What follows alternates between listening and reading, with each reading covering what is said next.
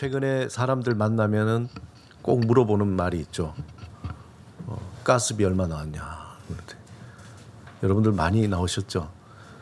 요즘엔 물가도 많이 올라가고 특별히 이렇게 우리 젊은 우리 청년들 가스비 많이 나왔어. 우리 별이가 아주 심각한 얼굴로 봤어요. 예. 저도 저희 어머니 이렇게 명세서 이렇게 봤는데 깜짝 놀랐어요.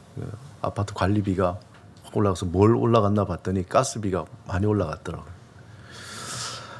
예, 빨리 좀 잘 안정화됐으면 좋겠습니다. 우리가 한 달 동안 복음의 언어를 이렇게 나누고 있는데 오늘은 제목이 복음을 믿으라라는 것입니다.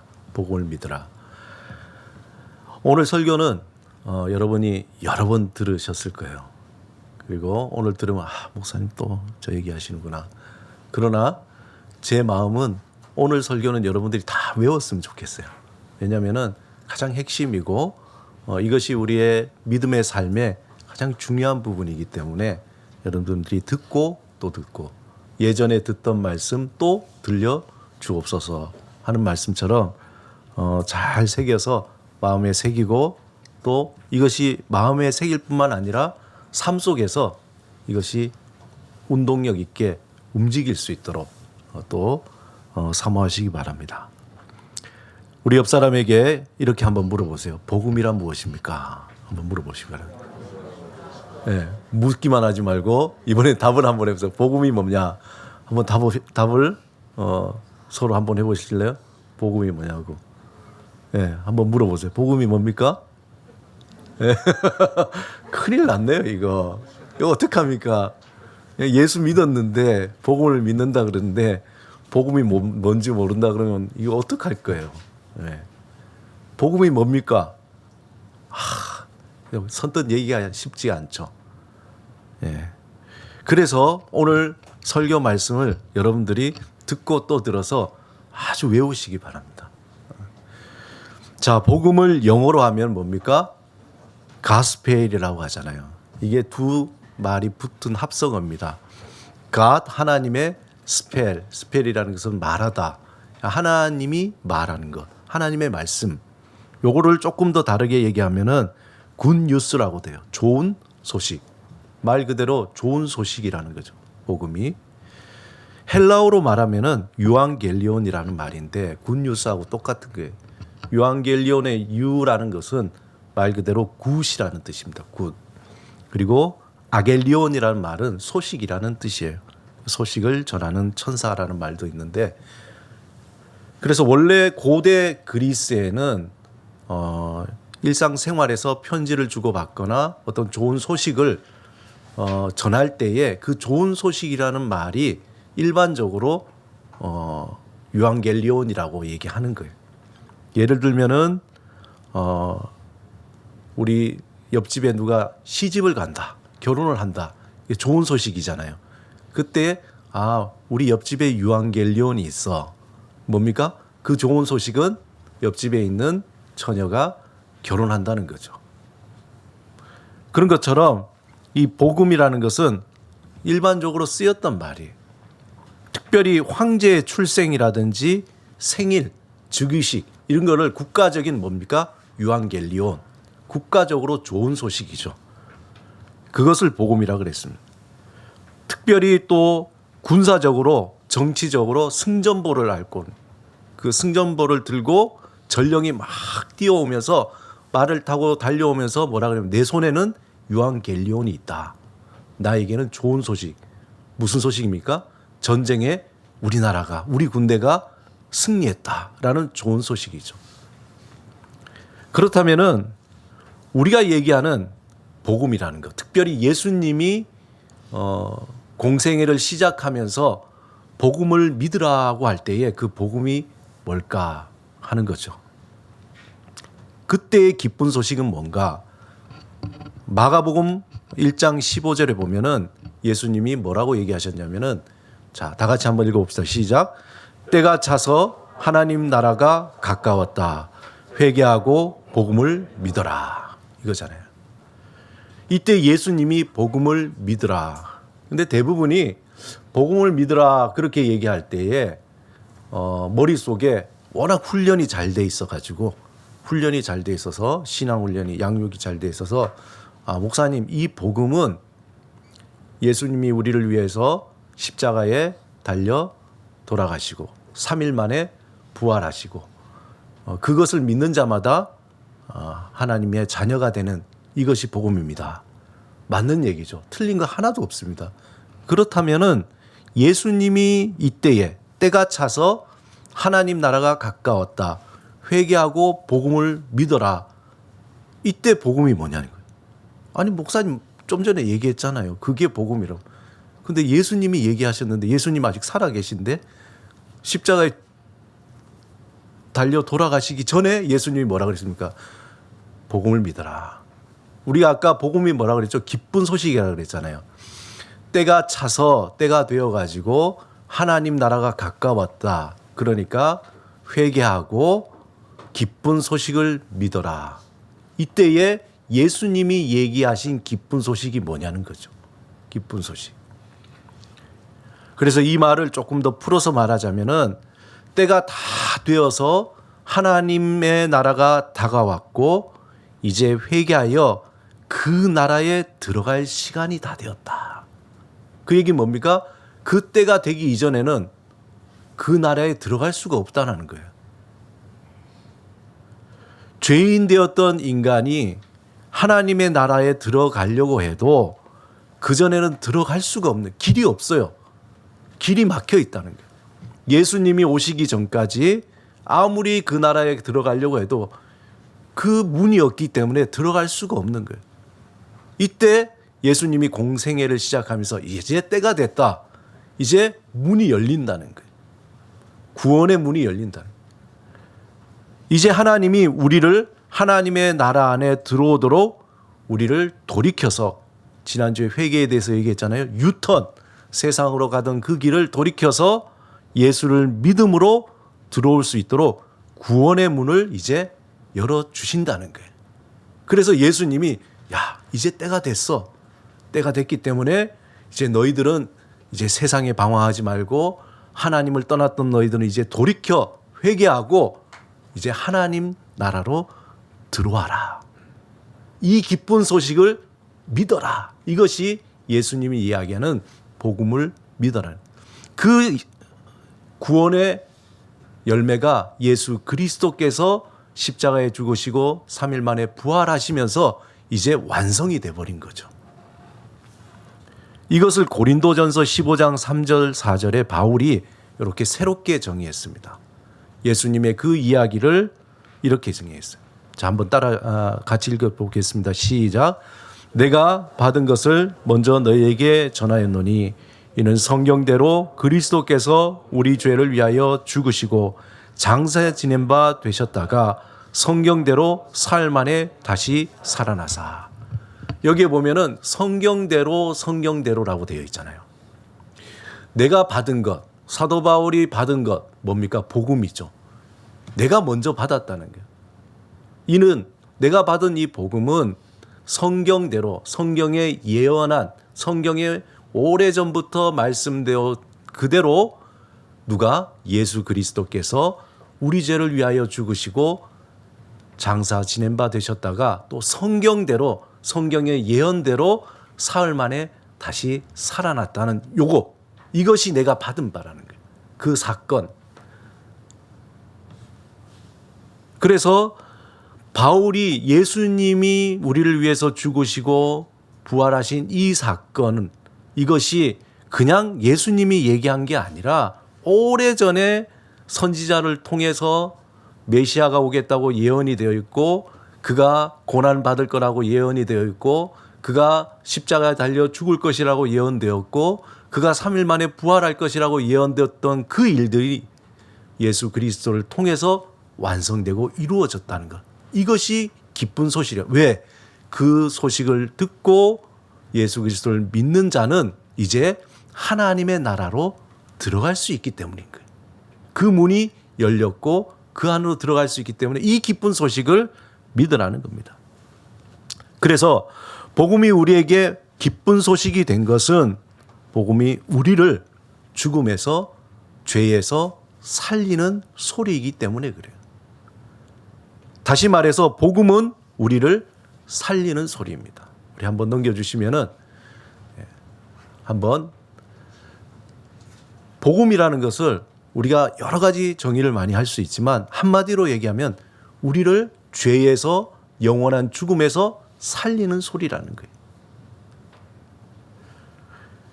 예수님께서 이 살리는 소리를 우리에게 전해 주신 거죠.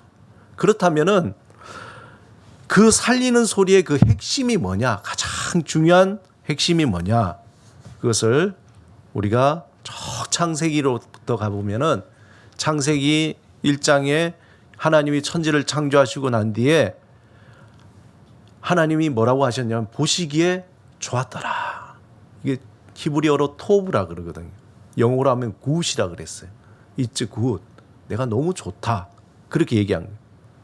그런데 이 굿이라는 이 말이 독일어에서는 세 가지 말로 이렇게 번역이 됩니다. 첫 번째는 믿는다라는 말, 글라우벤이라는 말, 그리고 사랑한다라는 리벤이란 말, 그리고 칭찬한다라는 로벤이란 말. 그 말의 어근이 다 굿, 좋다라는 말이에요. 우리가 여기에서 생각해 보면은 하나님이 모든 만물을 창조하시고 it's good, 너무 좋다. 이 말은 다른 말로 하면은 내가 너희를 너무 사랑한다라는 말하고 똑같은 거죠. 하나님께서 작품을 만드시고 온 세상에 창조하시고 온 세상의 만물을 창조하시고 그 작품을 만드시고 보시면서 그냥 좋다가 아니라 너무 사랑스럽구나. 너희들 너무 사랑스럽구나. 그 사랑의 고백이라는 거예요. 그러기에 하나님이 천지를 창조하시니 보시기에 좋았더라. 다른 말로 너희를 사랑한다라는 말입니다. 좀 더 풀어서 말하면은 내가 지은 이 모든 것을 사랑한다 라고 날마다 하나님께서 온 세상을 향해서 말씀하신 거예요. 그리고 이 소리를 듣는 모든 만물은 새롭게 다시 또 태어나요. 새롭게 태어나요. 제 방에 보면은 화분이 죽었어요. 안타깝게. 여기에 이렇게 있던 화분이 없어졌잖아요. 그냥 이렇게 막 쭉 쳐져가지고 힘이 없어서 얘가 뭐 물을 안 줘서 그러니까 물을 줘도 소용없고 얼어서 죽었어요. 얼어서 죽었어요. 쭉 쳐져. 한편으로는 내가 사랑을 못했구나. 이 나무가 얼까봐 따뜻한데 좀 보호해 주거나 물을 주거나 영양분을 줘야 되는데 제 탓이죠. 물도 안 주고 얼든지 말든지 팽개치니까 나무가 그냥 죽어버린 거예요. 제가 죄인입니다. 하나님이 날마다 내가 너희를 사랑한다고 한 그 말을 들은 모든 만물은 다 생기 있게 살아나는 거예요. 그런데 인간이 타락한 이후에 하나님이 사랑한다는 그 말이 단절이 되어버린 거예요. 그러니까 모든 만물이 다 타락해버린 거예요. 모든 만물이 다 죽어버린 거예요.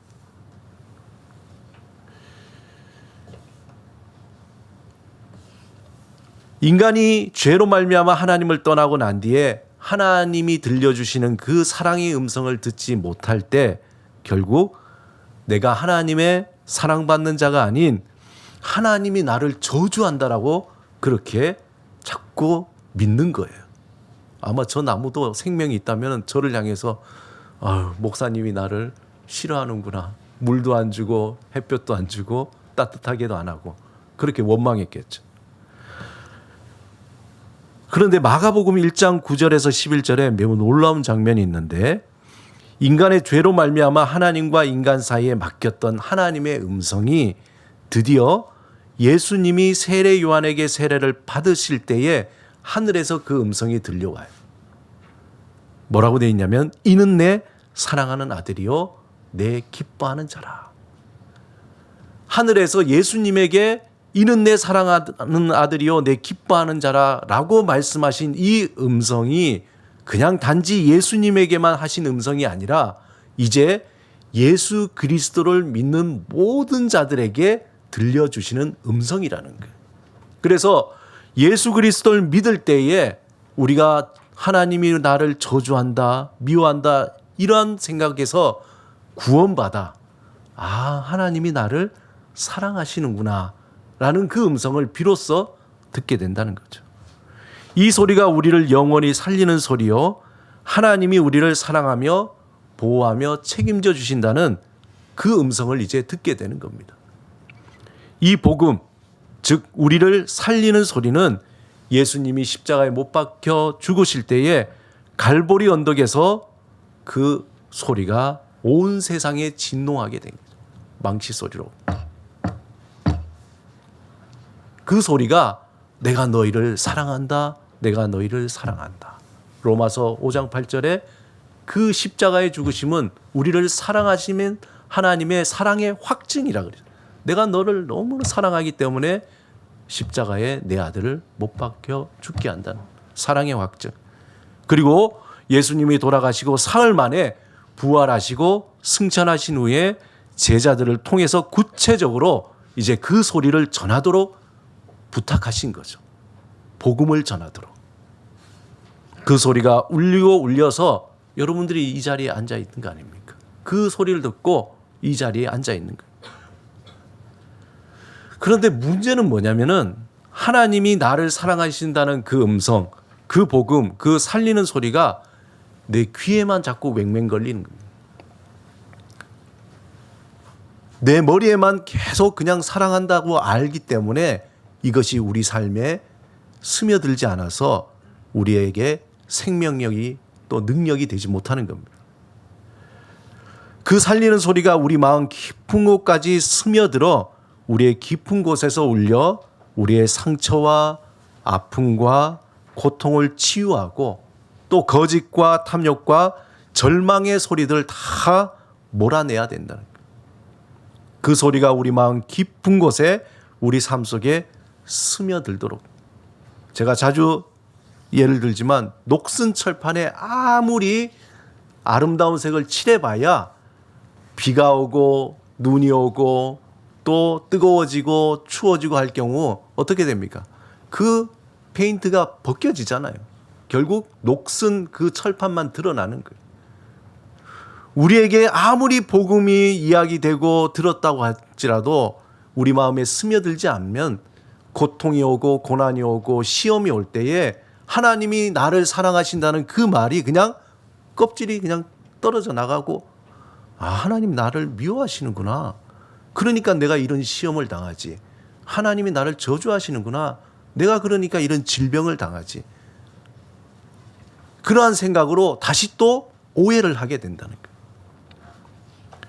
우리가 예수를 믿고 신앙생활하면서 하나님이 나를 사랑하신다는 말을 하지만 그 사랑이 우리 삶의 표면에 머물러 있으면은 삶에 고난이 닥치고 시험이 오면은 하나님 왜 나를 사랑하지 않으세요? 하나님 왜 나만 이렇게 미워하세요? 그렇게 하나님 하늘을 향해서 삿대질을 하는 거예요. 그런 거 있잖아요.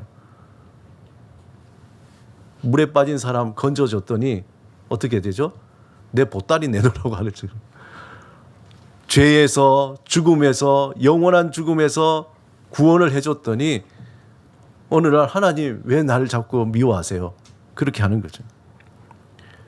하나님이 우리를 사랑하는 그 복음 살리는 소리가 우리 날마다 순간마다 들으며 내 마음속에 스며들도록 그렇기 때문에 연습을 해야 돼요. 한번 그냥 예전에 수련회 때 그때 듣고는 그것이 다가 아닌 그때 시작해서 어떻게 해요? 날마다 계속 들어요. 예전에 듣던 말씀 뭐요? 하나님이 나를 사랑하신다는 그 말씀을 듣고 또 듣고 들어야 돼요. 아유 목사님 이제는 지겨워요. 아니에요. 계속 들어야 됩니다.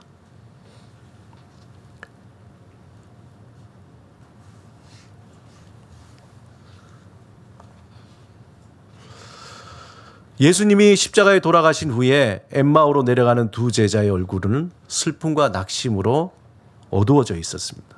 그 제자들에게 예수님이 함께 걸으면서 그들에게 다시 성경 말씀을 다 풀어줬어요.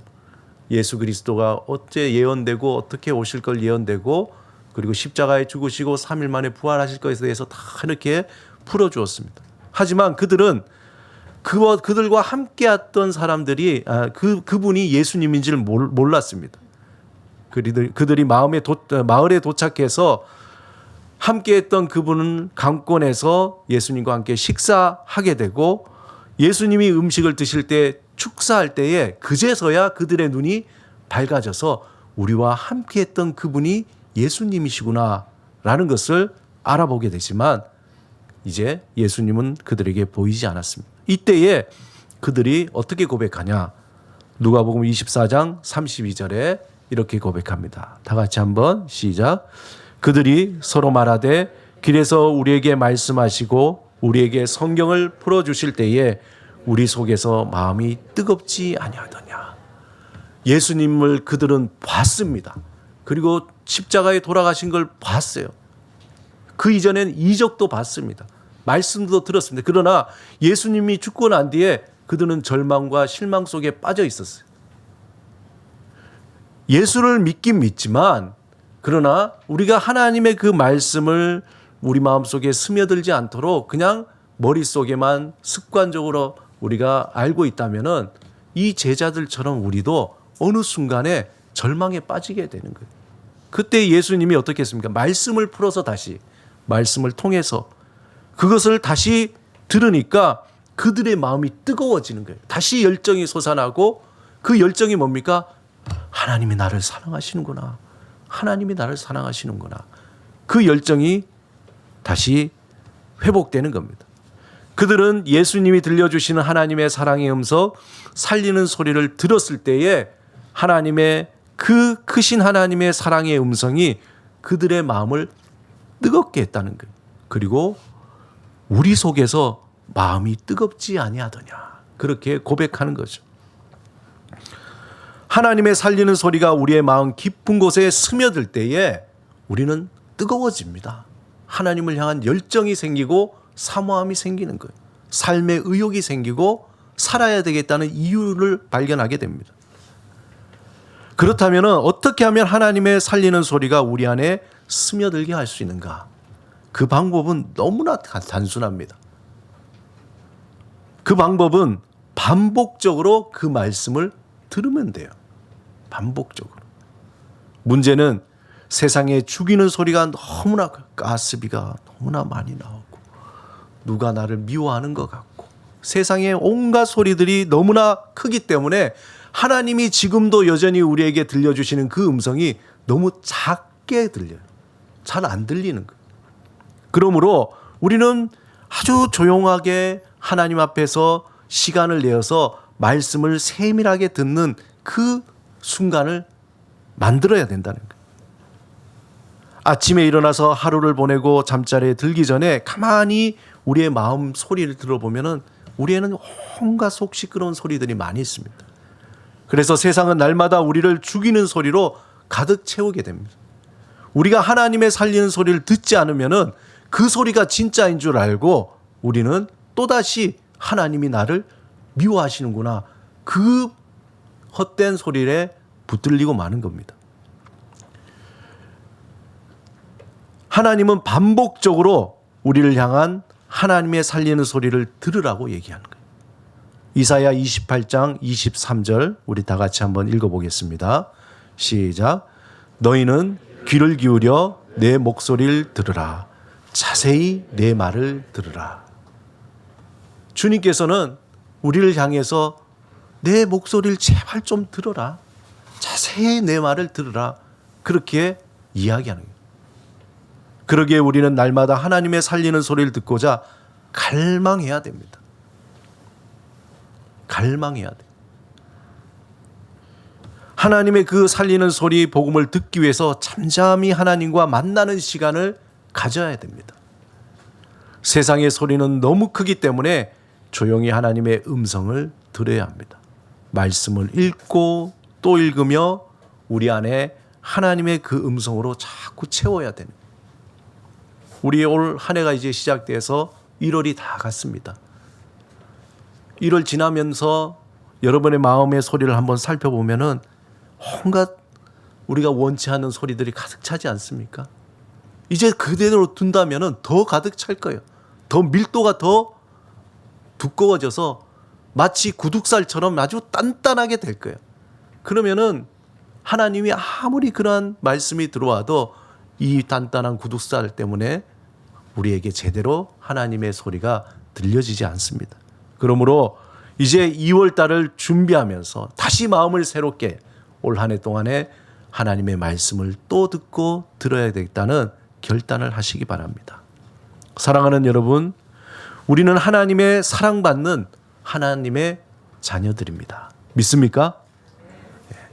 이 믿음이 변치 않고 망각되지 않도록 살아계신 하나님, 우리에게 복음 살리는 소리로 우리를 채워야 됩니다. 그 소리가 우리를 치유하고 회복하고 열정이 일어나게 하고 살아야겠다는 이유를 우리에게 알게 해 주실 것입니다. 죽음을 이기시고 부활하신 살아계신 주님이 여러분의 삶 가운데 사랑의 음성을 들려주시고 그 복음 살리는 소리를 듣기를 사모하는 여러분의 삶이 되시기를 주님의 이름으로 축원드립니다. 우리 같이 한번 말씀을 생각하시면서 주님, 예전에 듣던 말씀, 내가 너희를 사랑한다, 나는 하나님의 사랑받는 자라는 그 음성을 또 들려주시고 또 들려주시옵소서. 달마다 순간마다 들려주셔서 우리의 연약하고 우리의 악하고 우리의 정말 보잘것없는 우리를 지켜주시고 또 보호하시고 우리에게 새로운 삶의 열정을 주님 허락하여 주옵소서.